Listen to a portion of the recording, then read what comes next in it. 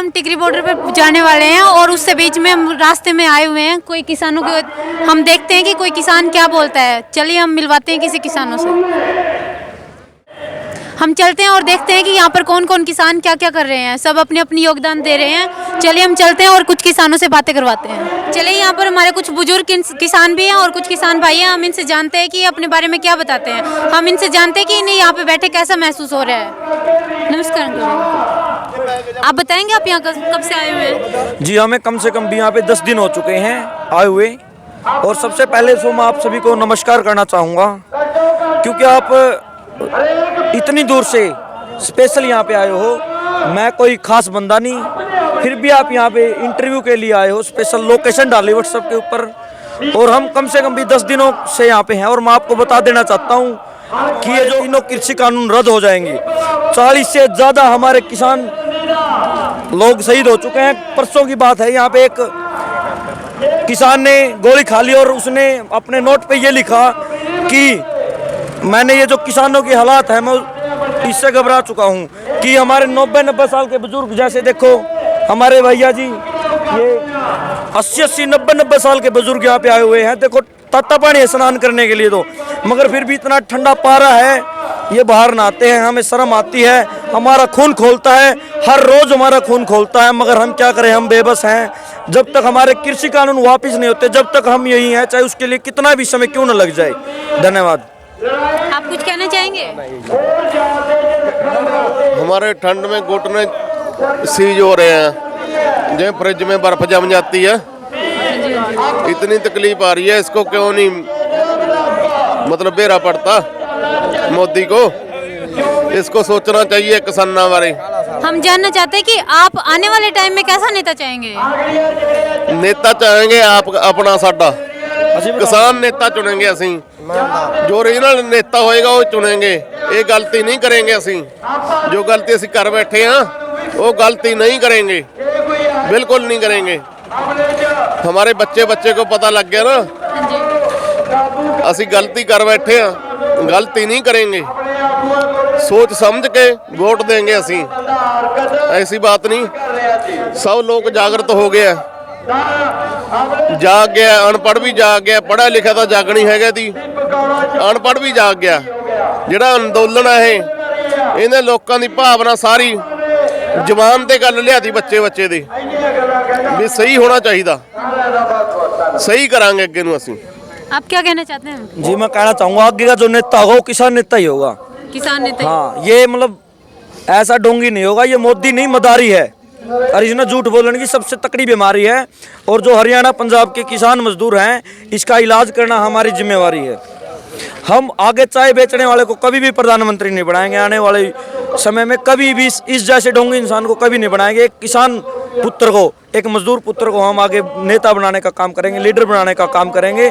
और मैं ये जो गोदी मीडिया है, बिकाऊ मीडिया जिसने मोदी ने खरीद रखा है, मैं उस गोदी मीडिया से सवाल करना चाहूँगा। आपको सबसे पहले तो धन्यवाद करना चाहूँगा, क्योंकि आप उन मीडिया वालों में से नहीं है जो बिके हुए हैं। कल मैंने फेसबुक पर देखे कि जो किसान तो वो हैं जो अपने खेतों में ट्रैक्टर चला रहे हैं, गाजर निकाल रहे हैं, वो किसान तो खेत में काम कर रहे हैं। या तो आतंकवादी है, हद होगी। हम आतंकवादी हैं, हम किसान हैं। हर घर में से, मेरे परिवार में 18 जने हैं, उसमें से मैं अकेला आया हुआ हूँ। वो जो 17 जने बच्चे हुए तो अपने खेत में काम ही करेंगे। हम तो कोई प्रोफेशनल काम, हम बिजनेसमैन तो है नहीं, अंबानी अंडानी की औलाद तो है नहीं, हम खेती से जुड़े हुए हैं। और वो कह रही है आतंकवादी। और ये जो गोदी मीडिया, मैं उसको बता देना चाहता हूँ, अगर आपके अंदर जहन में थोड़ी हमदर्दी है तो सुनो। मंटो, उसका जो पूरा नाम था शहादत हसन मंटो था। मैं मानता हूँ मेरी नज़र में विश्व में उससे बड़ा लेखक नहीं होगा। शहादत हसन मंटो, बब्बू मान ने अपने गाने में भी जिक्र किया, जिथे वह की लिखियाँ सी मंटो ने कहानियाँ। उसने एक बात लिखी कि एक तवायफ कि एक कोठे की तवायफ और एक बिका हुआ पत्रकार। एक कोठे की तवायफ और एक बिका हुआ पत्रकार एक ही श्रेणी में आते हैं। फर्क इतना है कि ये जो तवायफ है वो अच्छी है, उसकी इज्जत ज़्यादा है, क्योंकि वो अपनी कला का प्रदर्शन कर रही है। कला एक संचार का माध्यम होते हैं, और जो पत्रकार बिका हुआ है वो अपने कर्म को बेच रहा है, और जो अपने कर्म को बेच देता है उसको परम पिता परमात्मा वाहेगुरु कभी माफ नहीं करता, कभी भी माफ नहीं करता। मैं आप बता देना चाहता हूँ, आप भी एक किसान के पुत्र हो, हमारे दर्द को समझिए। और ये मोदी बोल रहा है बिल वो माफ कर दिया, वो माफ कर दिया, जो 2 शर्त मानी गई है हमें उससे कुछ लेना ही देना नहीं, असली मुद्दे वो आता ही नहीं। जो हमारी एमएसपी है उस पर तो बोलता ही नहीं, कहता है बिजली के बिल माफ कर देंगे, पराली केसेस वापस ले लेंगे, हमें कुछ नहीं लेना। हमारे मेन मुद्दे के ऊपर बात कीजिए, हमें उन मुद्दों से कुछ नहीं लेना देना। क्या उद्देश्य है सर आपका, आप क्या चाहते हैं यहाँ पे, आप किस डिमांड से बैठे हुए हैं? आपको नहीं पता हम क्या चाहते हैं? हाँ जी, हम यही पूछना चाहते हैं कि आप क्या चाहते हैं और किस लिए बैठे हैं? हमें कम से कम भी 26 तारीख 1 महीना हो चुका है, 1 महीना तो हो गया। हम यही कहते हैं जो ये तीनों कृषि कानून है, हाँ जी, जो ये कानून है, एक बार पहले भी आए थे, उसका नाम था पगड़ी समाल जट्टा। पगड़ी अंग्रेजों के टाइम पे उस आंदोलन को नाम दिया पगड़ी समाल जट्टा।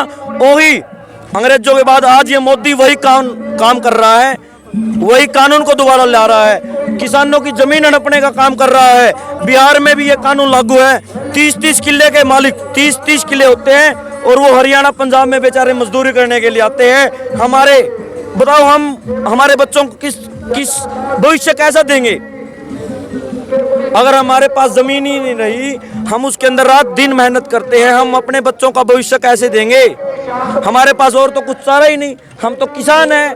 और जो हमें आतंकवादी बोलता, मैं उनको बता देता हूं, अगर हम आतंकवादी बन गए ना, ये दिल्ली बचने वाली नहीं, ये संसद बचने वाला नहीं। हम तो शांतिपूर्वक अपने धरने पे बैठे हुए हैं, और किसानों के लिए बैठे हुए हैं। हम भी किसान हैं, किसान पुत्र हैं। हमने सुना है कि हरियाणा और पंजाब वाले किसान ज्यादा हरियाणा वालों को भड़का रहे हैं, तो आप उस बारे में क्या कहना चाहेंगे? ये भड़का रहे हैं, ये तो एक मीडिया की बात है, ये तो उपद्रवों की बात है। जो भड़काने की बात मैं आपको बता देता हूँ, कम से कम 5 दिन पहले ही बात है, मैं टिकरी बॉर्डर के ऊपर था, वहाँ पे एक लड़का नहीं बोल सकते, 35-30 साल का आदमी पंजाब वालों से, ये हरियाणा वालों से ये बात कह रहा कि आप एसओएल का पानी लो, एसओएल का पानी लो। यार हम एसओएल का पानी का करेंगे क्या? हम एसओएल का पानी हमें नहीं चाहिए, जब हमारी जमीन ही नहीं रही तो हम पानी का क्या करेंगे? ये हमारे बड़े भाई हैं, पंजाब हमारा बड़ा भाई है, हमारा जाति मामला है, हमारा भाईचारा है, हम पानी को कभी भी ले लेंगे। ये जो एनएसएस के बंदे हैं, आरएसएस के सॉरी, ये जो आरएसएस के बंदे हैं, ये भड़काऊ बयान दे रहे हैं। ये चाहते हैं कि हरियाणा वालों को पंजाब वालों से भड़काओ, ताकि इनका जो एक है भाईचारा वो टूट जाए, ये जो आंदोलन है वो ठप हो जाए, और कोई नहीं है। तो आपके कहने का मतलब ये कि हरियाणा और पंजाब दोनों एक है, और इसमें कोई हरियाणा पंजाब एक। आप टिकरी बॉर्डर पे फुल टिकरी बॉर्डर, सिंधु बॉर्डर, और जो तीनों बॉर्डर हैं आप उन पर जा करके देख लो। हरियाणा वाला ये कहता है, हाँ, हरियाणा वाला ये कहता पंजाब वाला ने बड़ा साथ दिया, और ये पंजाब वाले थे वो रात को आते हैं, ये बोलते हैं हरियाणा वाले ने बहुत साथ दिया। ये दोनों भाइयों का प्यार है। कभी हरियाणा वाला ये नहीं कहता हरियाणा ने साथ दिया, हरियाणा वाला ये कहता कि पंजाब ने साथ दिया।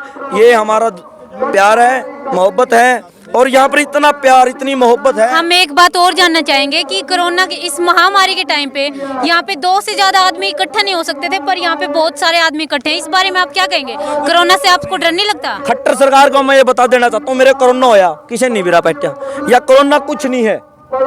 ये ठगने का मामला, गुड़गांव के अंदर आपने केसेस देखे होंगे, किडनी निकाल ली जाती है।